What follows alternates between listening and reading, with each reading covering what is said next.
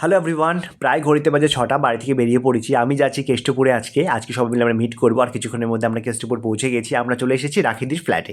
এর আগেও আমি এসেছিলাম, তোমাদের সাথে ভিডিও শেয়ার করেছি, আই হোপ তোমরা দেখেছো। তো এখন সোজা চলে যাচ্ছি রান্নাঘরে, কারণ পুজোর আড্ডা মানে খাওয়া দাওয়া মানে তো রান্নাঘর দেখাতেই হবে। তো এখন ডিমের ডেভিল ফিশ ফ্রাই এইসব ভাজা হচ্ছে, আরও প্রচুর খাবার দাবার ছিল। যতটা পসিবল হবে আমি তোমাদের সাথে শেয়ার করার চেষ্টা করবো খাবারগুলো।